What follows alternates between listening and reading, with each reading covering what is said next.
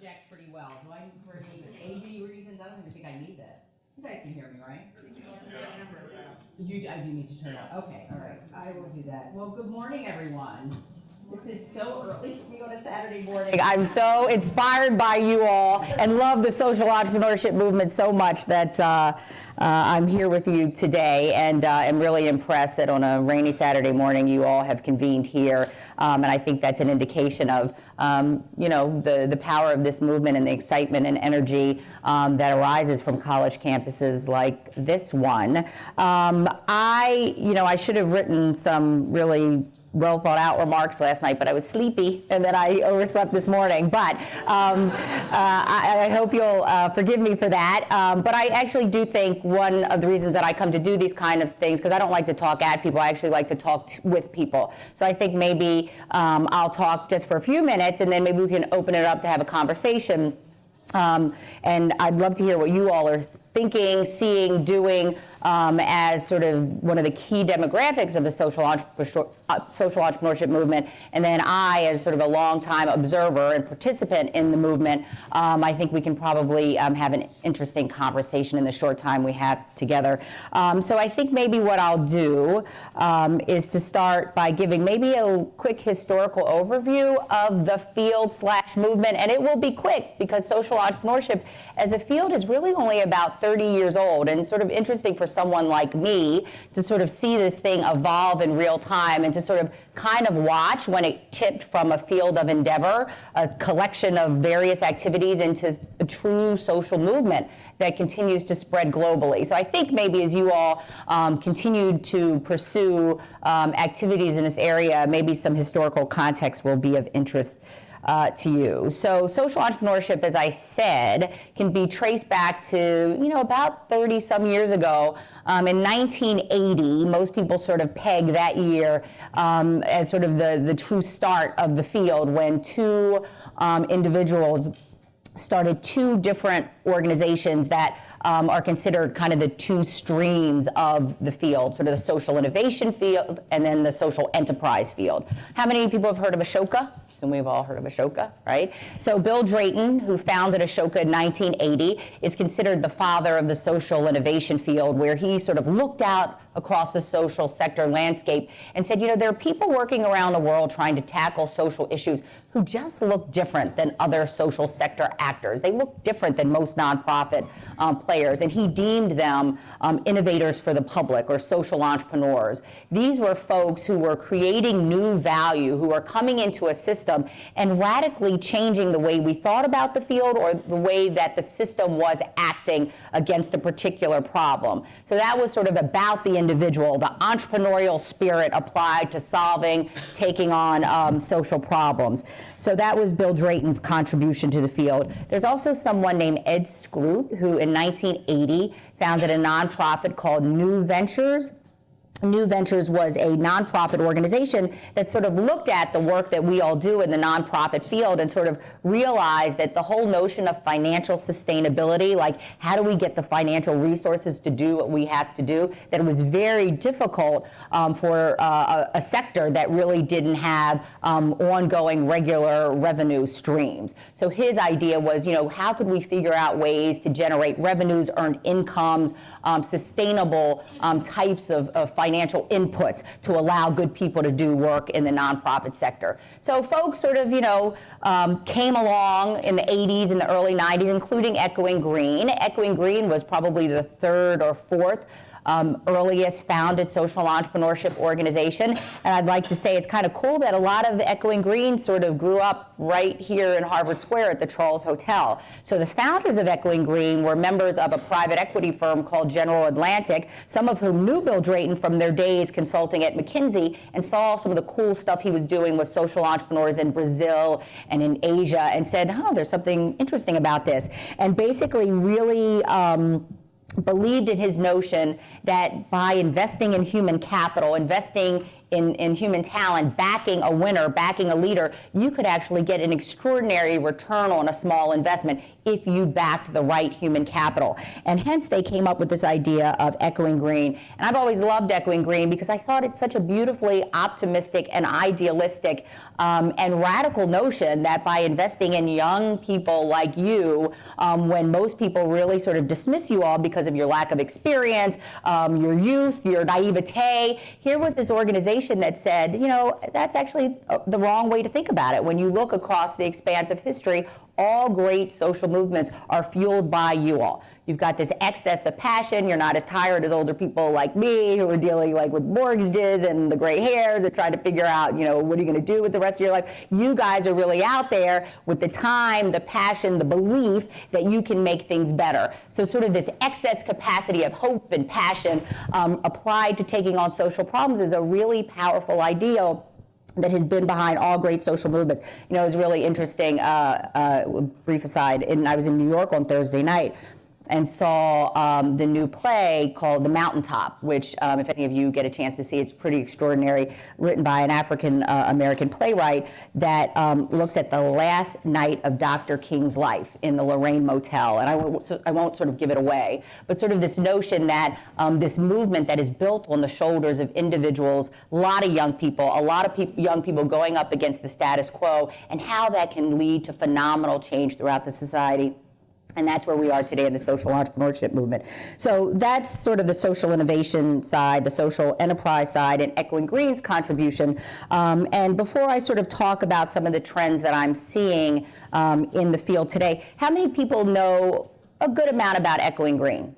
People know a lot about Echoing Green? Not a lot. Okay. So I think it's probably worth spending a few moments telling you a little bit about who we are and what we do, because I have no doubt that there are going to be some people in this room who will apply to us one day. And I want to make sure you guys know who we are and what we do and what we have to offer you all. So as was mentioned, Echoing Green is an angel investor in the social sector. So we give money to young people like you all who've got innovative ideas for social change. So when you're out there looking for that first infusion of capital, we call it sort of the family and friend round of business development. When you're looking to get started, Echoing Green is a wonderful place for you all to look to. So every year we do our work through a global social business plan competition, and we put the word out all across the world saying, if you've got a new idea, if you're having trouble getting traction, come to us. And if you sort of make it through this business plan competition, we will give you startup funding, we're going to give you health insurance for a couple of years, and we're going to give you access to our network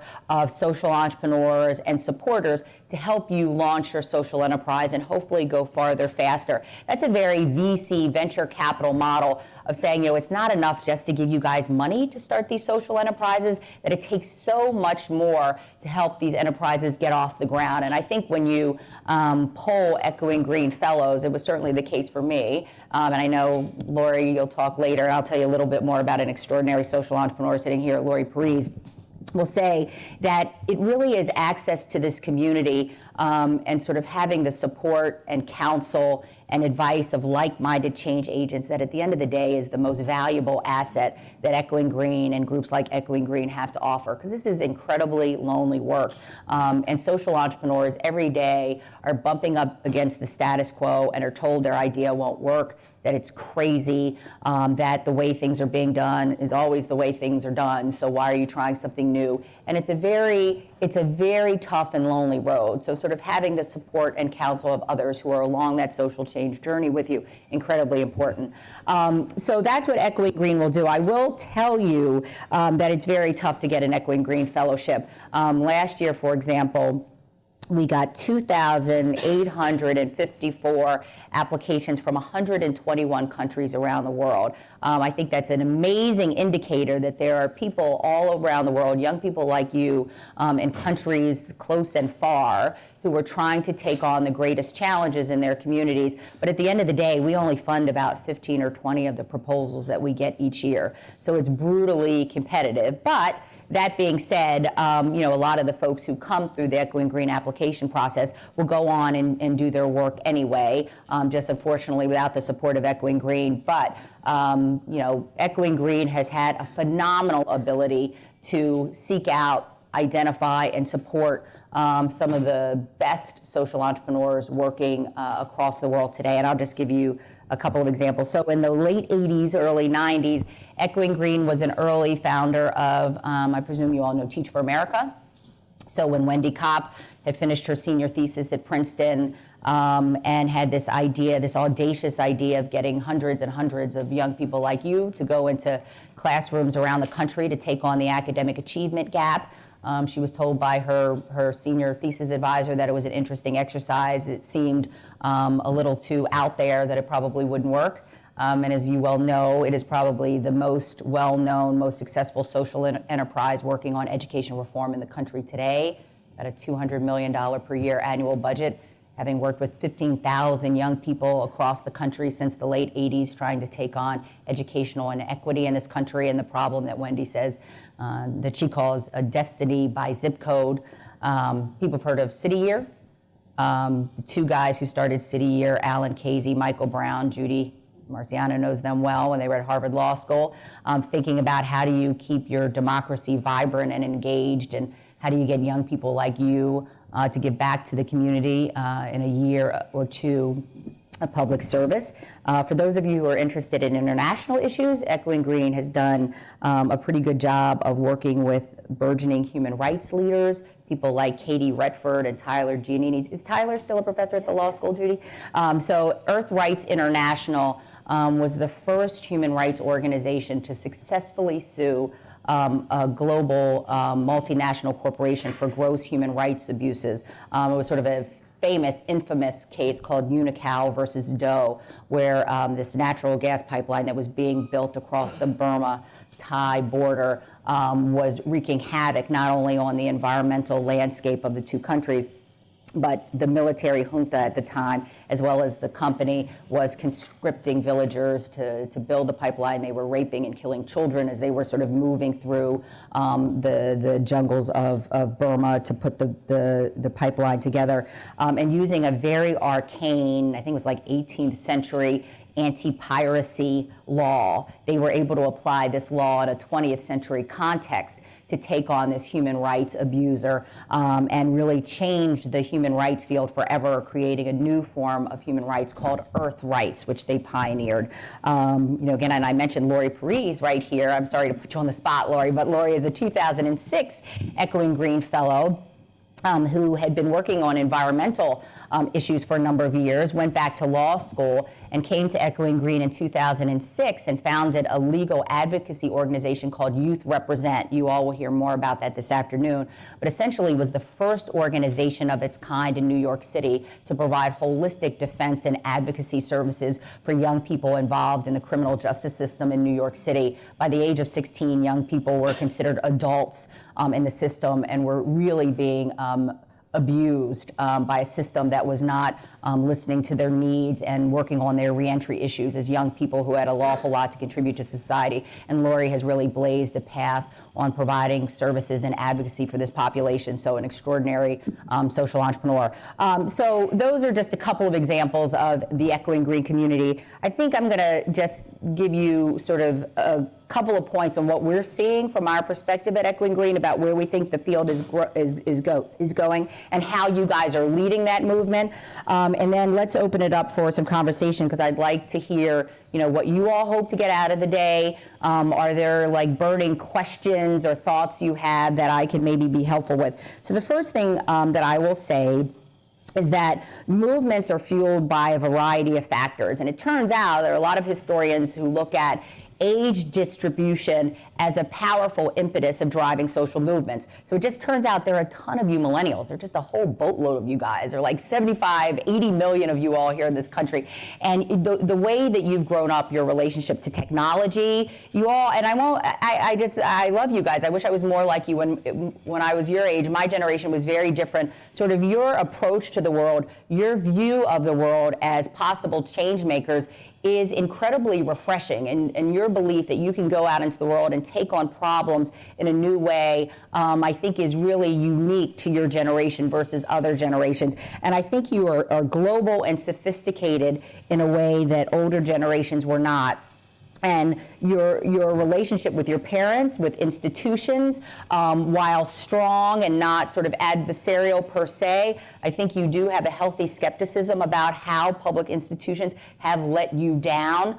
And I think you are looking at the social contract. You know, how do we as citizens come together to forge political consensus? I think on one end of the spectrum, you've got expressions of a fraying social contract being rejiggered through things like the Tea Party and the way they're trying to sort of fundamentally redefine the relationship of the government to its citizenry. I actually see you all as sort of the flip side of that conversation, where you're looking at the social contract and saying, you don't have to knock it all down. The government is not the enemy, but we can all work smartly, more effectively together, crossing boundaries, working through the capital markets, working through the political system, working through the social sector in a new, more collaborative way to get to the level of change that we need. So I'm really interested to see how you all continue to shape that conversation on what the 21st century social contract looks like, because I think where you come out on the other side is going to be very different than where we are today. I think the other thing that is quite interesting,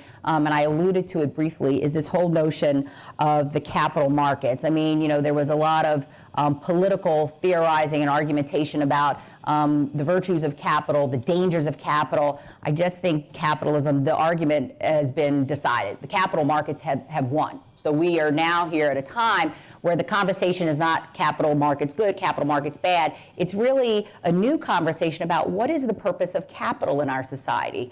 It's no longer about, is it just about the profit motive, or is it rather about how can you deploy capital to solve social and environmental problems at scale? And that's a really, really interesting conversation that is going on right now. And Echoing Green has really got a front row seat to this conversation. So for example, you know, out of these 3,000 applications that we get every year for people proposing really cool solutions to tough problems around the world, 5 to 10 years ago, literally everyone who applied to us would have applied as a traditional nonprofit organization, a 501c3. Literally a third to a half of the young people coming to us are now proposing for-profit businesses to solve problems. So B corporations, hybrid entities, some people are starting 2 organizations, a nonprofit and a for-profit. So it is a fascinating new frontier on how people are using the capital markets to take on problems. And then I would say, last but not least, social entrepreneurship is as much about sort of this collective, this movement, how you all as citizens are looking at your accountability for the problems that confront as a society, and you all looking deep within yourselves to figuring out what level of responsibility you are willing to take to be the planetary stewards of the 21st century. You know, older generations, I think, have abdicated their responsibility because look at the mess we're in now, right? And in many ways, we have put a lot on your shoulders because we can't seem to figure it out. You know, you can't sort of look to D.C. anymore because it is on lockdown. I actually live in Washington, D.C., and I have to tell you, the level of toxicity is really tough to watch. And a political system that's based on compromise just for the moment does not work. I think you could equally say that our financial markets are also in a very critical spot where, you know, again, people have abdicated their responsibilities as stewards of large tranches of capital. So we're looking for new outlets to get at the solutions to many of these problems. And I think you all, as part of your educational journey, as part of the extracurricular work you do here on campus, you are very quickly going to have to figure out what role you play in the movement. And before I stop, I just want to say my one dead horse, the one thing that worries me about this movement is, you know, a lot of people come to us every day, and a lot of you all want to start something new. That is really the wrong message of this movement. You do not have to be a contributing member and a really successful part of this movement just by founding something. There are already way too many organizations in the nonprofit world. There are 1.4 million nonprofits at least. We're all under-resourced. We're all undercapitalized. We're duplicating efforts. That's not what this needs to be about. It needs to be about you figuring out where are you best placed to move the issue you care most about forward. And one of the things that you need to think about and get very clear on very quickly is, how do you all define innovation? There are multiple definitions of innovation. One that I particularly like from a group called New Polis talks about innovation as changes in a system's performance that lead to dramatic, not incremental, dramatic changes in that system's performance, right? So for those of you who care about educational inequity, starting a program that maybe increases high school graduation by 10 to 15%, that's an incremental improvement. There are plenty of programs that already do that. So you would probably be better served going to work with an existing organization who's already using that kind of model to combat educational inequity.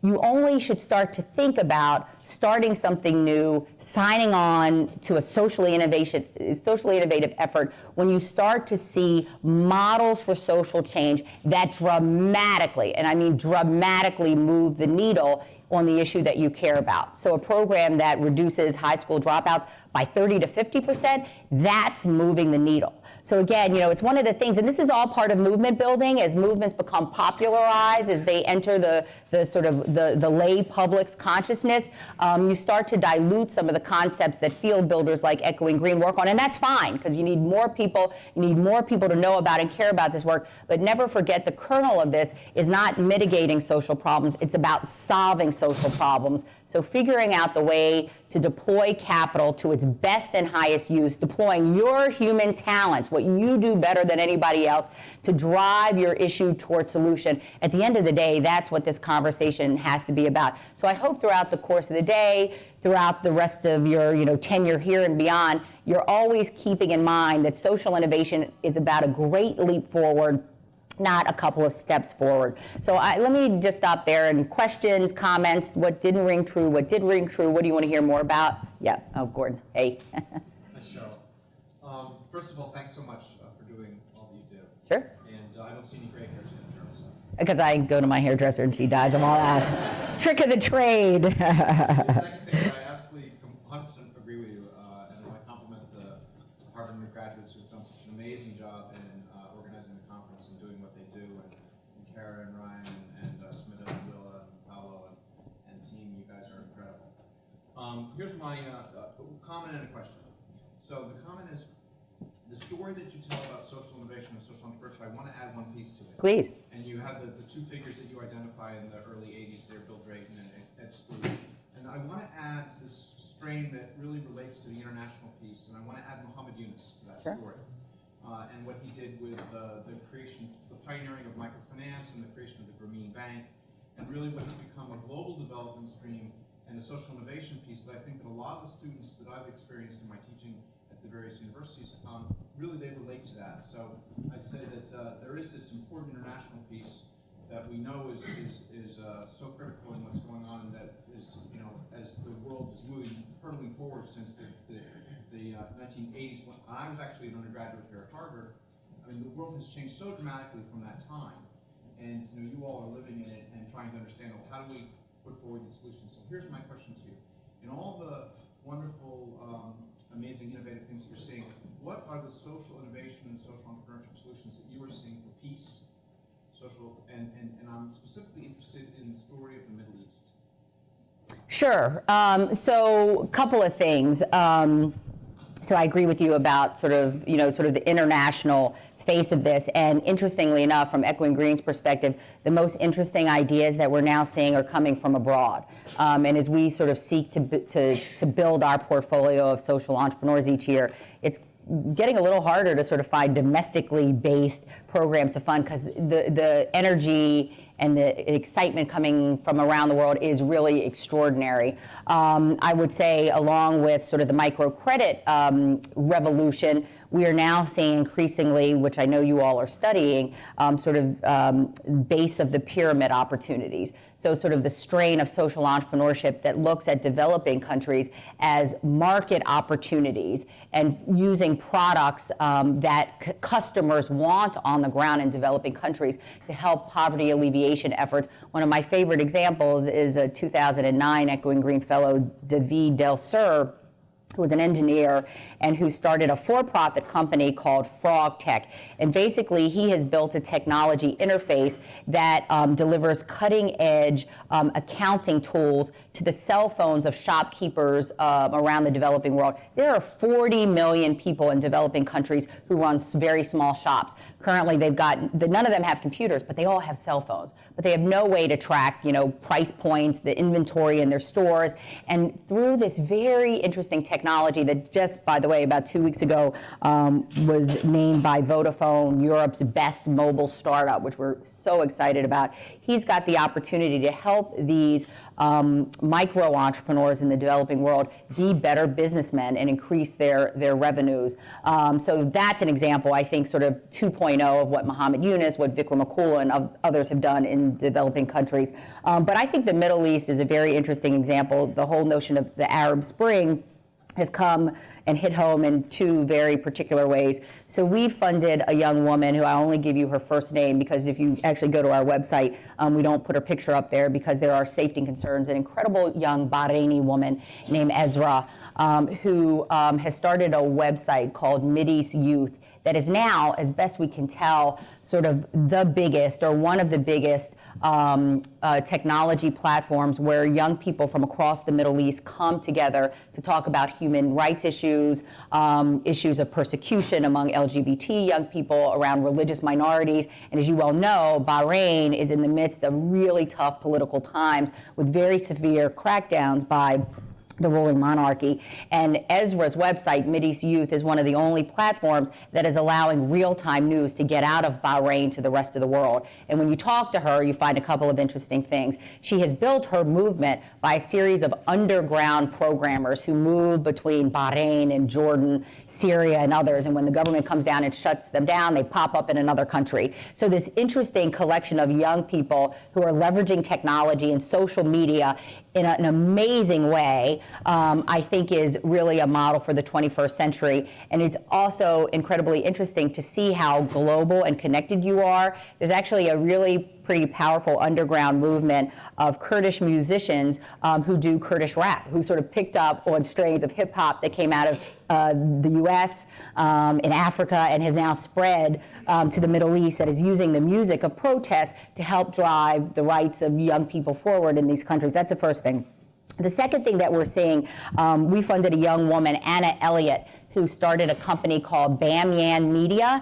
And when Anna graduated from Hampshire College a couple years ago, she got a job at USAID and ended up at a nonprofit in Afghanistan and came up with this idea of essentially starting a television program like American Idol in Afghanistan, but it was like American Idol for entrepreneurship. So over the course of like 10 weeks, she profiled different women and men in Afghanistan on how to start businesses. It became the most highly watched program in the history of Afghanistan. 7 million viewers. She has now been working with folks in Egypt and in other developing countries to bring this model, this television model, to young people and others who, after the political eruptions, are now looking for economic opportunities. Because again, the Arab uprising will fail if there's not a corresponding economic solution to the political unrest. So these are interesting times, and I assume we're going to see more of these sorts of ideas that are percolating to how do you sort of build upon the political movement and transform it into an economic and social movement. But I think it's really cool, and I can't wait to see what comes next.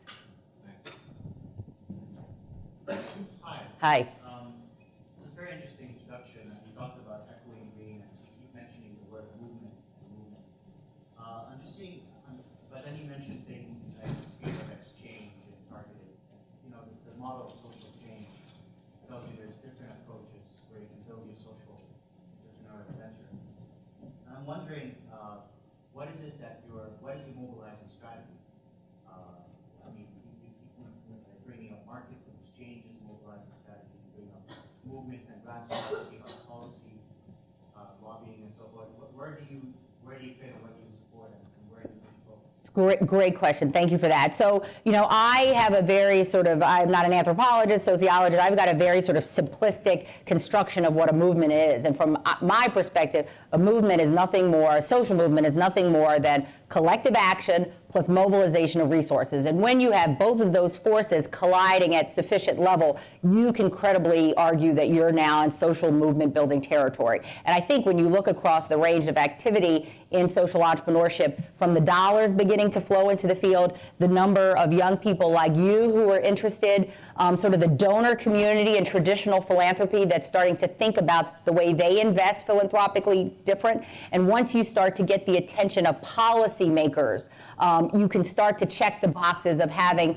various actors coming together to talk about these issues. And I think we're actually in a really interesting moment, because in the past 4 to 5 years, we've actually gotten the attention of policymakers. So at the federal government, you've got the Obama administration, who started the first ever White House Office of Social Innovation. So you now have at the executive branch of government the recognition that you can sort of change the way you deploy federal dollars and apply them to socially innovative solutions. You can have federal legislation that makes the ecosystem more hospitable to the work that social entrepreneurs do. At the congressional level, you've got congressional leaders passing the Social Innovation Fund legislation that was part of the Serve America Act that deploys new dollars to help take to scale socially innovative organizations.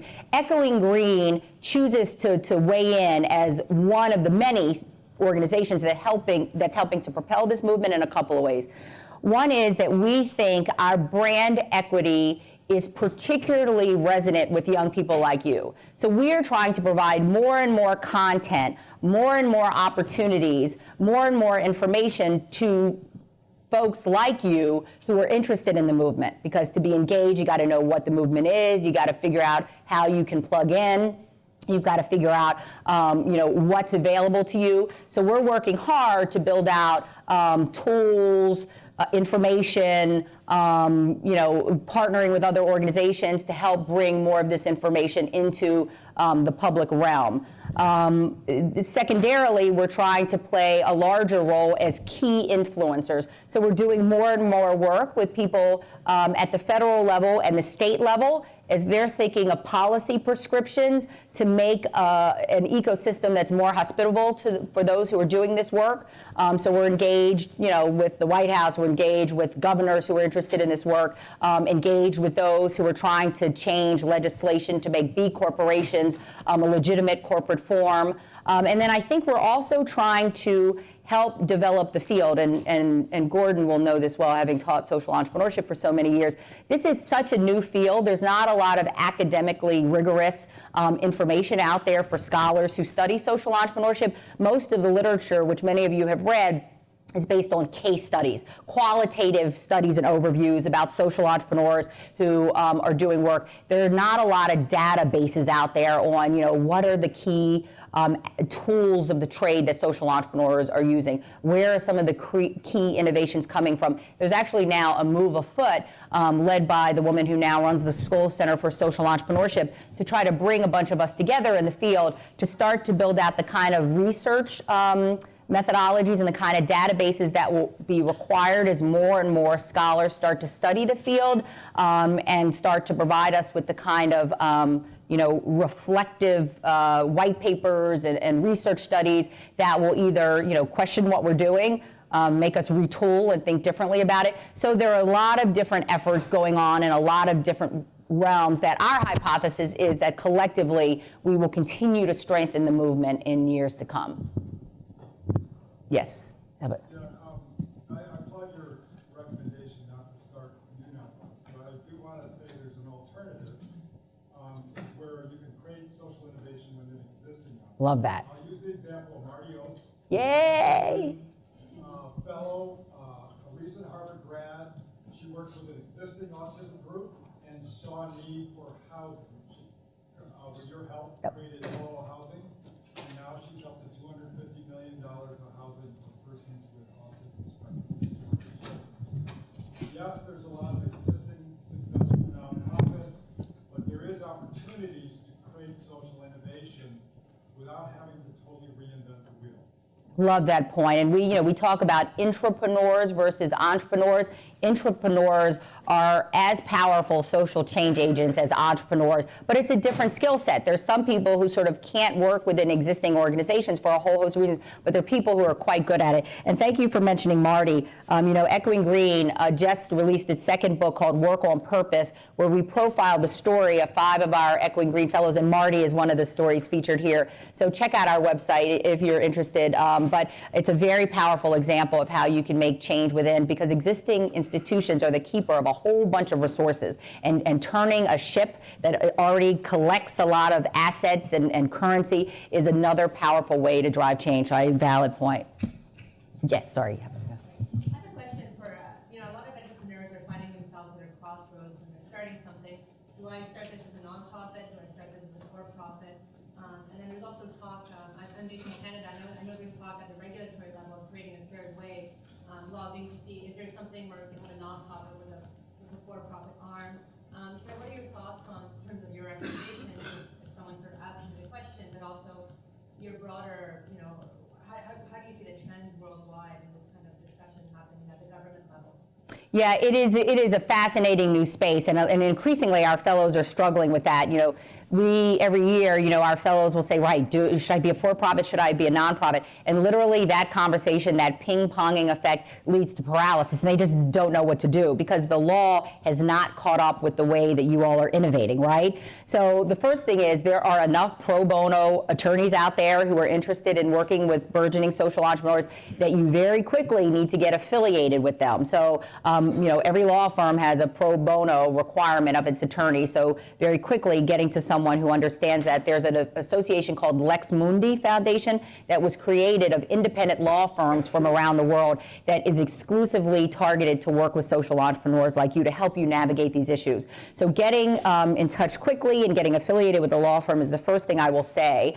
There are groups like Criterion Ventures run by a really smart businesswoman named Joy Anderson, who we actually have her consult with our fellows who are navigating this very tricky question about how to incorporate. So finding someone who can help you think about what business model makes most sense to you. I mean, bottom line, social sector work is so hard because, as I'm fond of saying, nonprofit leaders run 2 businesses. You're running a program, but you also run a funding model that supports the program work that you do. And they're 2 different.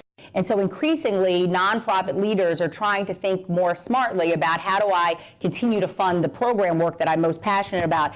And again, the law hasn't caught up with you, but I would surround yourself with incredibly smart people. I have a feeling, though, that far too many people are jumping to start for-profits because they think there's so much money locked into the capital markets that I'll do that because I can get that money.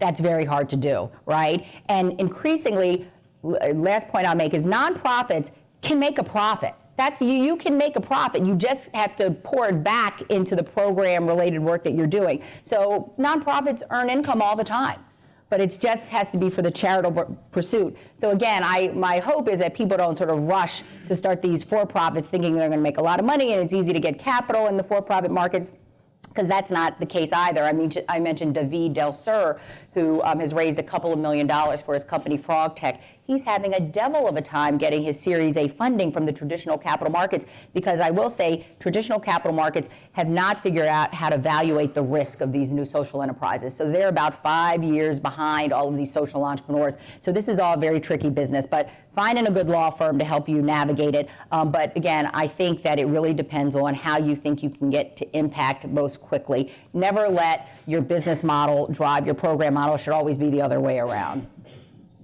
Yeah. I'm wondering about the frontier of social entrepreneur teaching, kind of like this conference or the class that's at Harvard. My personal connection is Ethiopia, and I know that I would love to see something that creates a pool of social entrepreneurs there by teaching, and I wonder if something like that is in the works anywhere else, or if that's.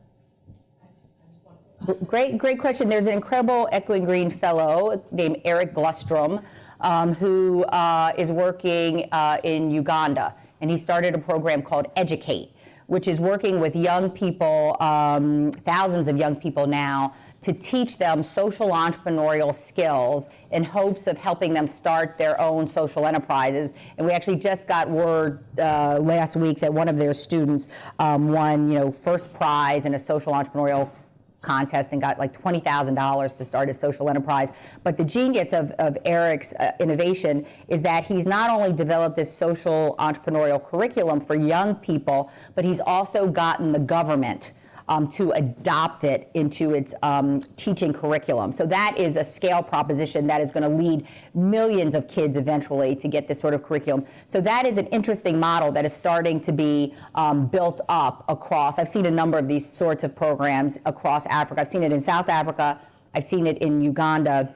I've not seen it in Ethiopia, but I think that it is a wonderful opportunity to build out the life choices and chances of marginalized young people in developing countries. So I think it is a wonderful model of youth investment that's practical, that is exciting to them, and that can lead to economic opportunity. So I hope we see more of it. Yeah.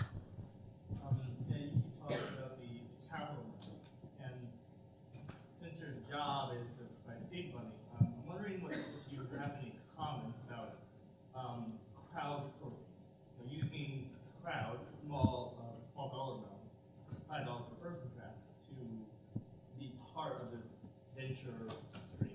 Yeah, so it's interesting that Echoing Green sort of does its own version of crowdsourcing in the way that we select our fellows each year. So, we're a small shop. There are about 22 of us at Echoing Green. So imagine getting 3,000 business plans every year, trying to vet those in any credible way. We just don't have the bandwidth on staff. So we actually work with about 400 volunteers from all over the world. They're academics, they're community leaders, they're business leaders, they're Echoing Green alums like Lori who help us vet these business plans, right? So the notion of crowdsourcing intellectual capital to help us evaluate the credibility, feasibility, and level of innovation of these business plans has been invaluable to the work that we do. I have to say I've seen less success around sort of, aggregation of dollars. So you remember Facebook, the Facebook founders who did Facebook Causes, that was trying to direct money towards or good causes, didn't yield that much money for that many organizations. Wasn't it Chris Hughes who founded Juma Ventures that was supposed to be this technology platform that was going to shine a light on the best nonprofits? It actually just merged with Good Magazine because he couldn't get the lift that he needed and draw enough money and attention to the website. I think crowdsourcing and using technology in that way is really powerful, but I think it's very nascent, and I've not seen too many successful examples. I will say one example that I like is this group called Innocentive, which is the notion of you crowdsource to get your question answered. So say a company says, we're stuck. We can't figure out a technology solution to this program. You put that question up, and then engineers, innovators from all over the world can answer the question, and you get paid for your solution. I think you're seeing some interesting traction in that way, and I hope that continues. But in terms of aggregation of dollars, I've not seen it tip to the level that I would love to see. Yeah.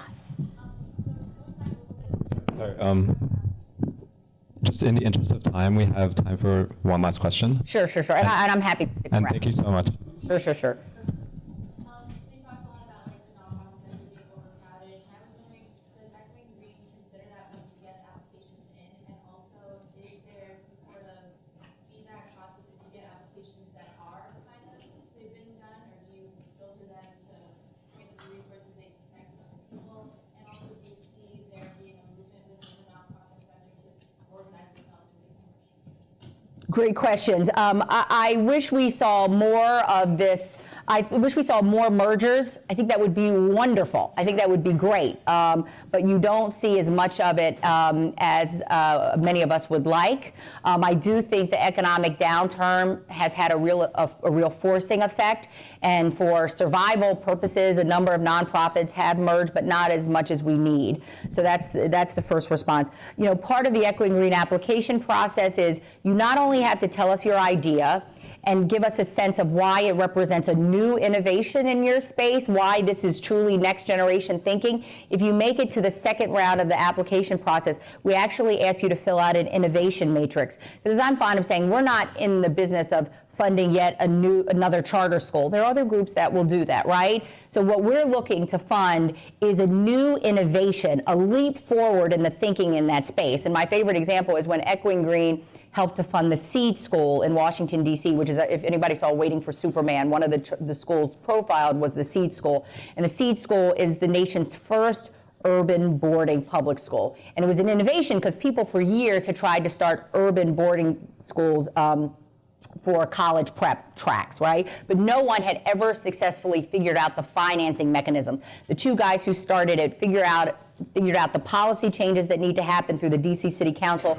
as well as structure to deal with Bank of America for about $7 million that allowed them to do this for the first time ever. That was a new innovation, right? So we were interested in how do you use the policy process for education reform? How do you work with for-profit entities to provide capital to nonprofit endeavors? So for that reason, it was of interest of us. And we actually think in working with applicants that we hope we make you better through the process. So even if you don't get Echoing Green, hopefully your business plan is a little bit stronger at the end of your interaction with Echoing Green. Because again, just by doing an environmental scan, you will often find 2 or 3 other organizations that are really doing the work that you want to do.